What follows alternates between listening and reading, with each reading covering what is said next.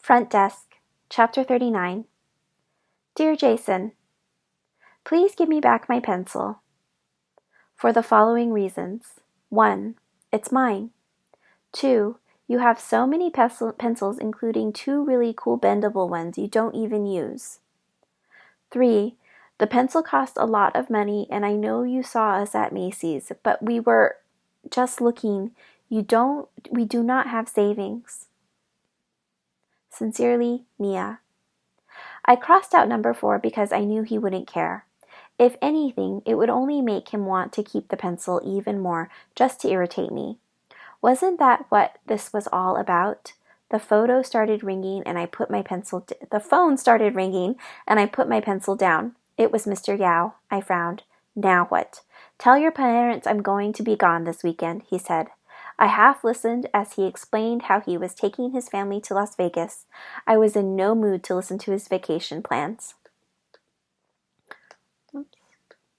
What are you telling me this for? I said on the phone. I'm telling you because you guys keep having all those issues with the cable, he said. If you have any while I'm gone, I left Jose's number with my housekeeper. I sat up in my stool. So you're not going to be at your house this weekend? That's right. None of you? Not even Jason? Right. It occurred to me that there could be an opportunity here. Lupe was less than enthused when I told her my plan. I don't know, she said. What do you mean? All we have to do is go over to his house after school and tell the housekeeper that we're from the Girl Scouts and we're here to sell cookies. Then we'll ask her if we can use the bathroom, and when you're using the bathroom, I'll sneak into Jason's room and get my pencil back. I had been over the plan with her 3 times already. It was perfect. Lupe looked away. I don't want to get in trouble, she said. You're not going to get in trouble, I said. They're out of town. It'll just be their housekeeper. If there's anyone even there, the whole thing's only going to take 5 minutes. Lupe shook her head. I crossed my arms. I was beginning to get really tired of this. You know you always do this, I said to her. Do what? Chicken out. What do you mean? She asked. The fact that she didn't even know what I was talking about was even more infuriating. You never stand up for me, I said to her. I thought you were my friend. You don't get it, do you? Get what? Nothing. Forget it. There was no mistaking it, the anger in her eyes. What are you talking about? I asked her. I'm talking about you. You're going to Vermont. You can say all this crazy stuff to Jason because he likes you, she exclaimed. What about me? I blinked in confusion. I can't go with you to Mr. Yao's house, she said. My dad still needs Mr. Yao. Lupe squeezed her eyes shut. Unlike you, we don't have another plan. Chapter 40. The storm in Lupe's face stuck with me after she left. I felt sick with regret, making her feel this way. After all she'd done for me. Lupe was my best friend. She was the one who told me about the roller coaster in the first place. If it wasn't for her, I wouldn't even know about it. And there I was going on and on about my plan to get off of it without even thinking about her. It should be her entering the contest, not me.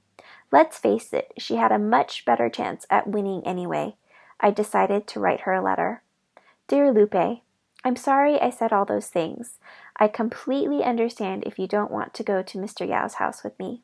Actually, I've been thinking about it and I don't think I'm going to go either. You're right. It's too risky. We have to be careful. I might have a plan, but for now, we still work for him. And as you say, we still need him. About the plan, I've been thinking, why don't you enter the essay contest? I can tell you what to write about. You probably have a better shot at winning it. Your grammar's a lot better than mine. If you win, maybe we can run it together. What do you think? Your friend, Mia.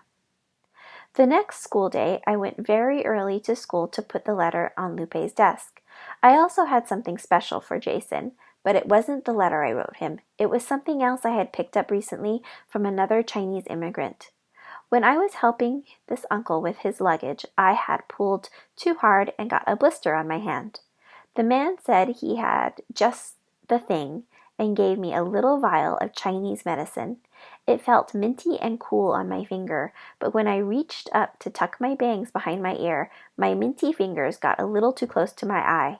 I was crying in seconds.